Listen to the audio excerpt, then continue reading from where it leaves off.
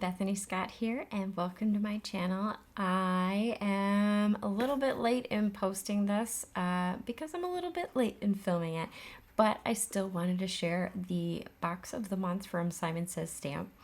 It was one of those, I did peep the reveal, and yeah, I did open it already technically, but I didn't take everything out. So I'm not even sure what I'm going to play with right away, but I want you to get a second time around reaction because I've had this box for a week and a half-ish. So here you can see I have in here, it's perfect white splatter medium. It's very liquidy. Not sure what I'm going to do with that, but we'll figure it out. This is the freebie in the box. It is Terrific Birthday, which, if you know me, you know I love coffee, tea, all that stuff. Yeah, of course, as always, or not always, but most always, a lovely zipper pouch. These are great for keeping things together, especially when you have to stop in the middle of your project and you just want to keep all the things together. So here's the big reveal. This I actually have not looked into completely. I just looked at the top. So of course our code for next time, and this is a pink envelope. Oh, we've got some tags in here, so like tea tags. Ooh, a die. Fancy, thank you. That's very cute. This is a very geometric. I wish my new camera would show that better, but this is here, let's see if I can get it closer. Nope. Maybe.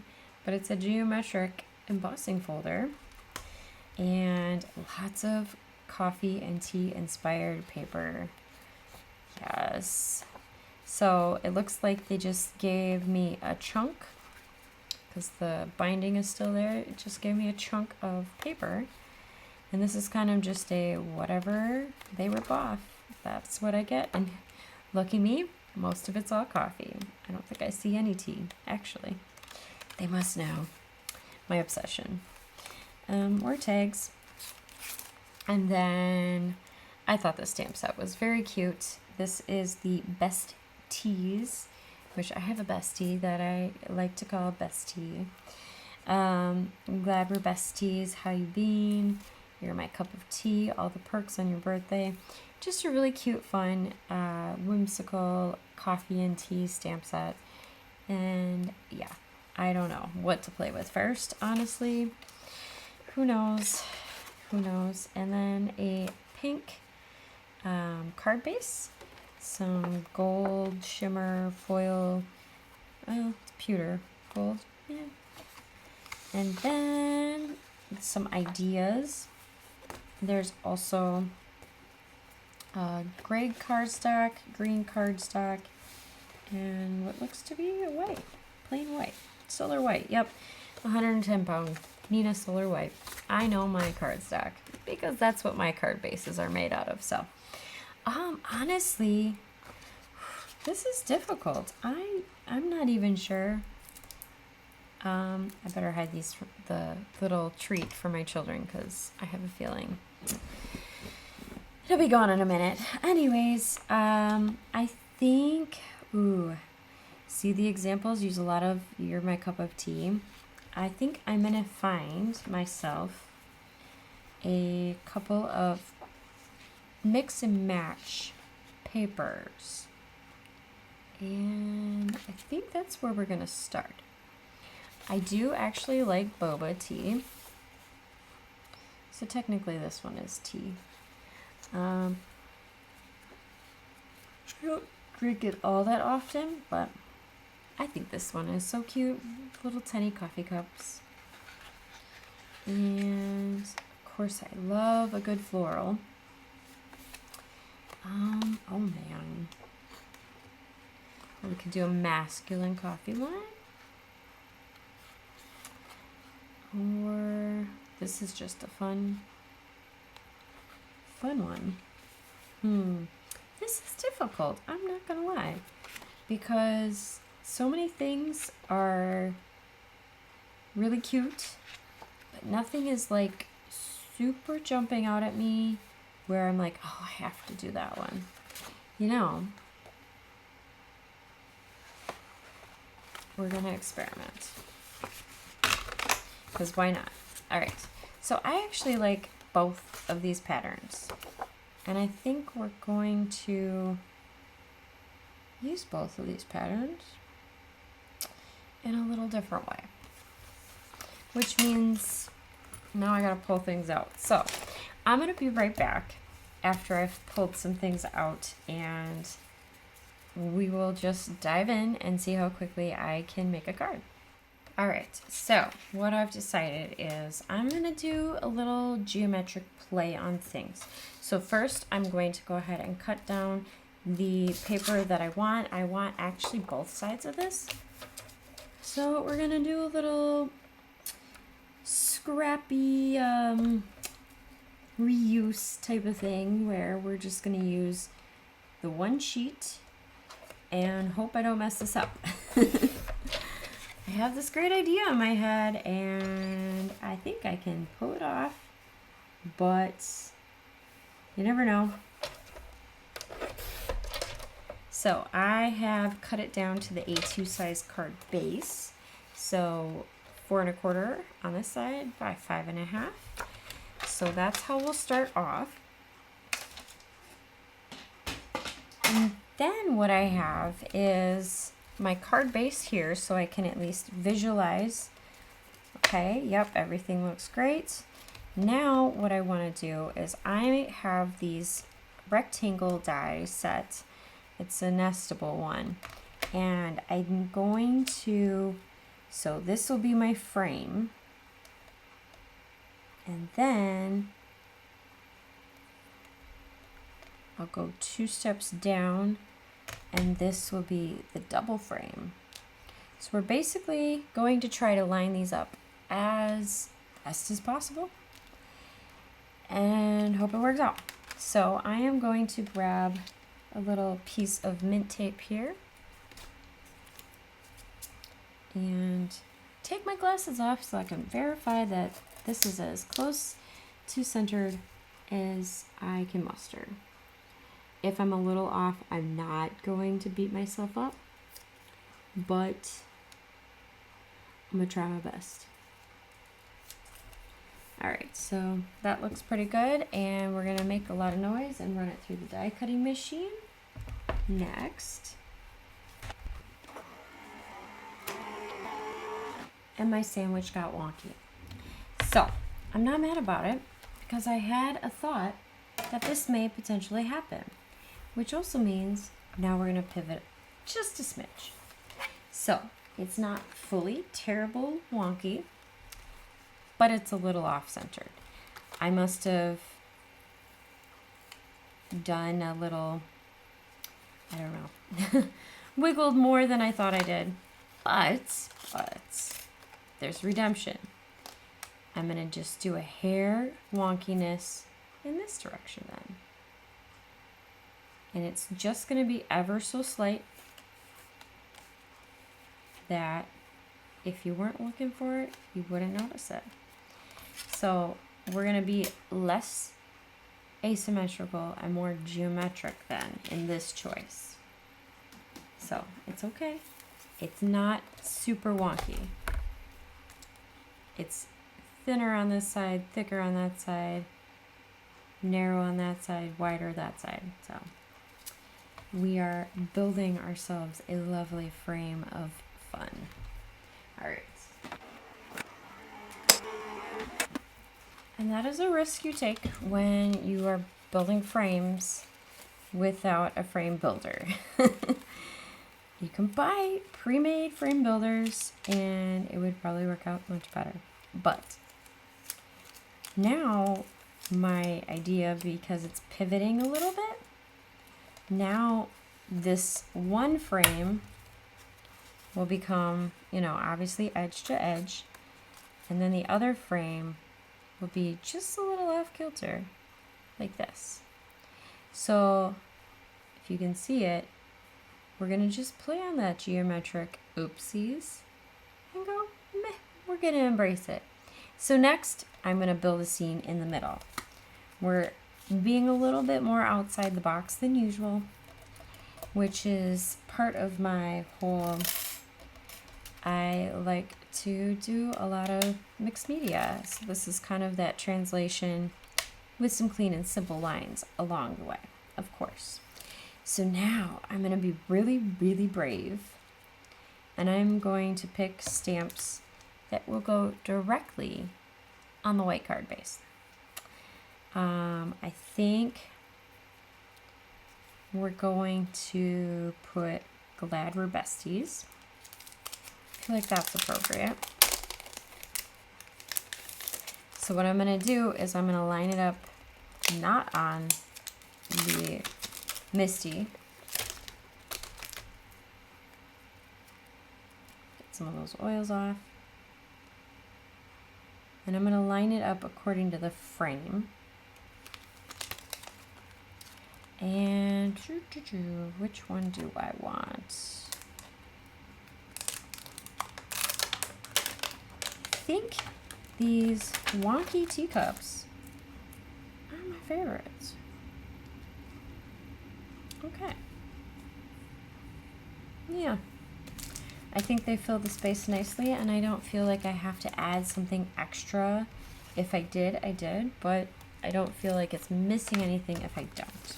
All right, before I put my magnet down, I'm going to put the outer frame, then the inner frame, roughly where I want it, and then my sentiment to the left, my focal image to the right, and then when I'm satisfied with the location, remove the frames first because I don't want to accidentally stamp on the frames, and then put my magnet down and hope for the best. Now I'm going to be a little bit different, and I'm actually not going to stamp these in the same color. So this is where I'm going to have to rely on my eyeballing and my directions of my stamp pads. But I have here the Simon Hurley Stellar Ink Prom Queen, and I want my sentiment to be Prom Queen. And if I get a little bit over on the focal, it's okay, because that one's going to be a darker color. I figure do the lighter color first, then worry about the darker color second. And because I don't want over stamping, I'm going to take my rag and dab off some excess ink. Some of these ink pads are just really juicy. And when you stamp a little image, that excess ink can get a lot of places you may not need or want. All right, now committing, giving it some good pressure with my palm, and of course, good thing I put it right in the corner. So I'm actually gonna, it stamped really well the first time, so we're just gonna remove that. Not risk another incident. All right, so then for the other color, I'm gonna do the VersaFine Clear. And same thing here. Dab off the overstamp, or the over inking, I should say. It's not stamped yet. All right, hope for the best. And perfect. Stamped right away, just the way I needed it and wanted it, so yay. All right, and then clearing off my space a little bit, and I'll be right back. So now I have picked randomly 4 alcohol ink markers. I just was like, well, let's just see what these colors come out to. This one is fruit pink. And we'll start the first wave. Oh, it's bright. I may not like this one. That's like neon bright. Okay, skip that one. All right, we're gonna cover it with some coral pink. That's a little more manageable. It's a little still brighter than I wanted, but yeah, I'm gonna get a different pink. I don't like my pinks. All right, so I'm gonna do a step down pink instead. So I have, it's more of a bubblegum pink. It's called pastel pink. Yeah, it's definitely more bubblegummy. But I should have done my normal, which is to test out the inks on something else. But alas, I was trying to rush myself. And this one is pink cherry pink. What? Pale cherry pink. I can't read. It's upside down. You'll have to forgive me. Trying to read upside down and me is probably not a great choice. All right, and then we'll just combine the two. See what color we get here.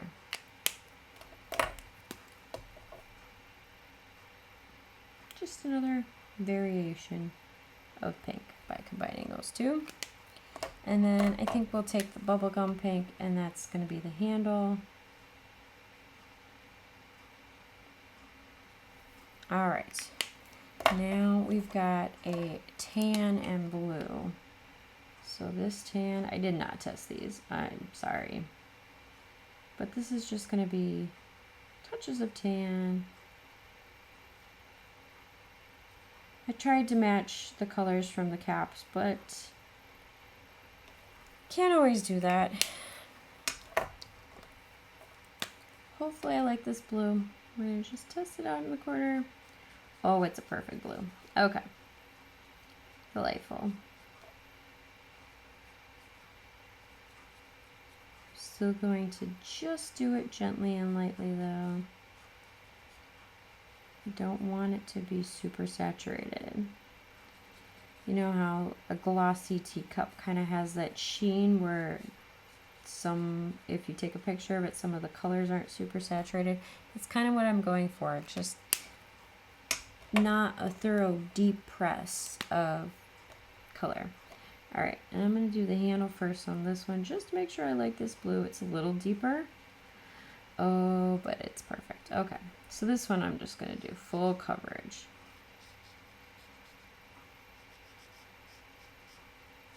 No other alternate colors, just full coverage blue. And it's just a hair different, and I left a little sheen towards the bottom. If I hold it close, hopefully you can see it. But I left a little sheen towards the bottom where I didn't fully fill it in at the base of that cup. On purpose. All right, now that we have our funky looking teacups, let's commit to the gluing of the things. I have my Barely Arts glue, which works well all year round in my location. And I'm just putting a nice light layer, not over the top. I don't need warping or anything like that, especially on a frame. On the outside of the card. No, I am not. That's not my accent. I don't know why I've been using that accent a little lately. Alright, and it's most important to me that the top corners match. The bottom corners, meh, it's okay. And you know, honestly, it's very cute even just with the one frame. Just a thought, if you wanted to stop there, it's cute. And it's just a hair off, just like the teacups are just a hair tilted. It works. So while I was aiming, yes, for perfection, I landed somewhere fun instead. So can't be mad about it. And just adding another layer of glue, and then now I gotta try to get my framing just right. I think that's it. So then spread and press out from the middle, and there, voila. Now it's a fun, fanciful, cutesy little card, and yeah, I can't be mad at it. It's not exactly what I had in mind when I started out, but I love it. And the person this is going to, they're gonna love it too, because they love me, and that's okay.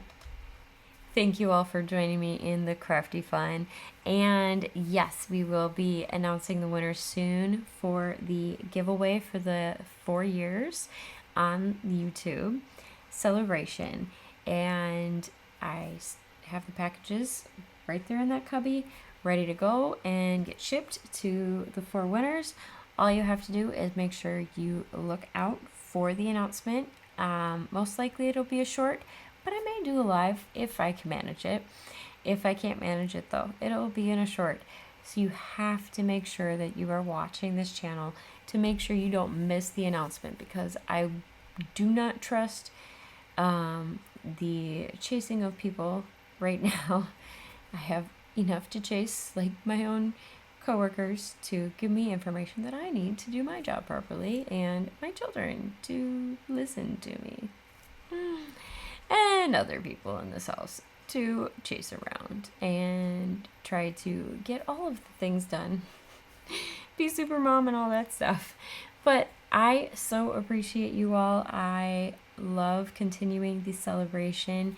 Thank you all for bearing with me as I figure out the new layout of all the things and try to figure out how to navigate where we're going next on this channel.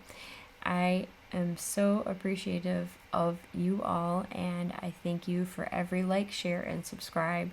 It truly helps me and the family grow in so many ways you don't even know. We appreciate you all. Don't forget to find the joy in your day, and happy making. Bye!